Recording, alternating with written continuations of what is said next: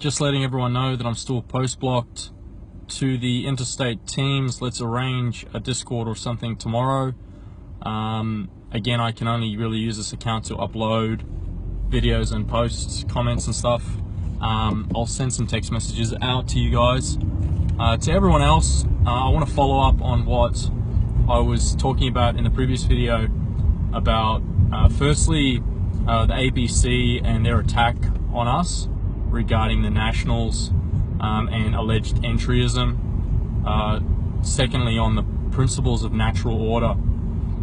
Now, I've been contacted in the last couple of days by an ABC reporter. I can't remember the guy's name off the top of my head, and he wants to do a follow-up of what he refers to as sort of like a hit piece.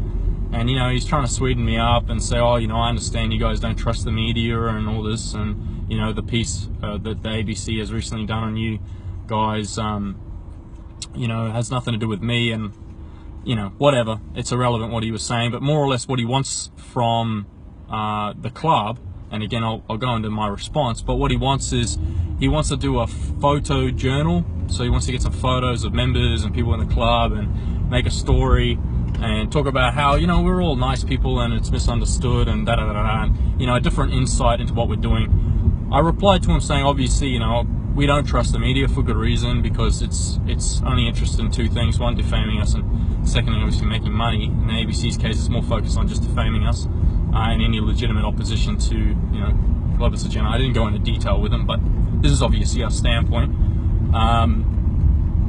And I said that I'm happy to meet up with him and have a chat, but at this point, I'm the only spokesperson for the club, and the reason for that is to protect the identity of our membership from obviously being character assassinated by the media and this financial asphyxiation that comes with it, and that I don't consent, so to speak, of, you know, any journalist coming down to the club and taking photos of our members and trying to do some story like that. I said I'm happy to answer your questions. I'm happy to for you to have an opportunity to paint us in a different light, however you suppose that to be, and talk about maybe perhaps the good things that we're doing and you know, the community building and all this sort of stuff. And so I'm yet to meet up with him, but that's more or less something that's planned in the works. But I thought it was very interesting, and as we're all aware, there is an element of entryism as to what was going on with the Nationals. But the way I see it and the way that I'm going to explain it to the ABC is that it's not a matter of entryism. It's a matter of, we're a community. We have political views. We're not necessarily an outwardly political organization, the same way that any community group or any community organization doesn't necessarily have any explicit outward political views, although its members are a form of a hive mind or of a community. And people have the right to be politically represented. Now, when people on our side, when people on the right wing, or however the media wants to designate our views and what we believe, we would consider it to just be, you know, natural values, tradition, order, Australianism, so to speak. Jesus Christ. What a fucking retard. Sorry. When we do this, it's entryism. You know, it's some immoral, subversive act that we're undertaking. But when the left does it for 30 or 40 years, when they subvert and undermine all of our institutions, oh well, this is just progression. This is just the natural course of where we're going as a country, and this is the natural political changes.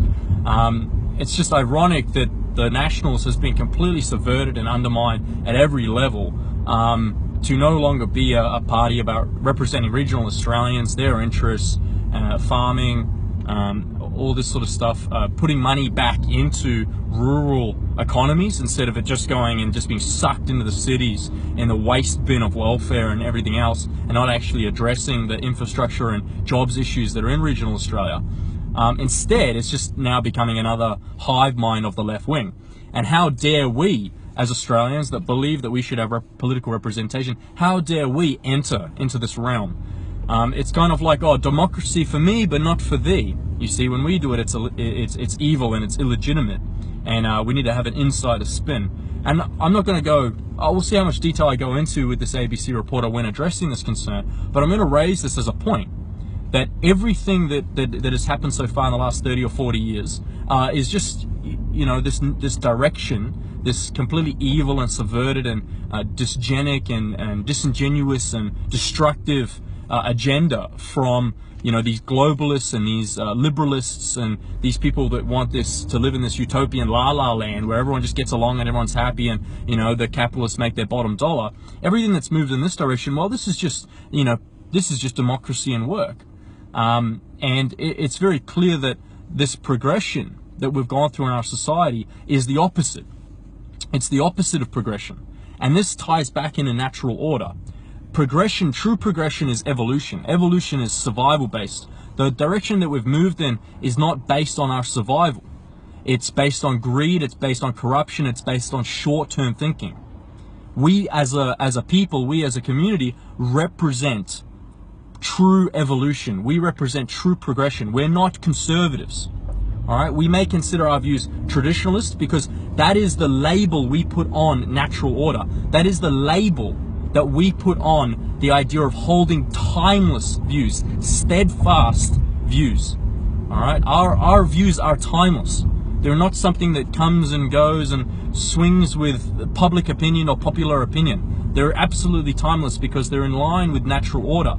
And what is in line with natural order? What is natural order is survival. There is a perfect relationship between natural order is long-term survival. In order to survive, we must evolve and change and adapt. But we don't adapt for the sake of adapting. We don't progress for the sake of progressing. We don't give women the right to vote for the sake of equality or the sake of giving women the right to vote. Any progression or any adaptation or any change that's in a direction that's not actually necessary or geared for the long-term survival of the mega organism that is civilization, our people. Anything in that direction is not actually truly progression, it's regression. It's the opposite. And so we must have this mindset with our movement that everything that we're doing is for the purpose of its adaptation, its evolution, its survival into a stronger beast. Now, if our civilization is currently undertaking a process of destroying itself, which is very clear, at a racial level, it's destroying itself.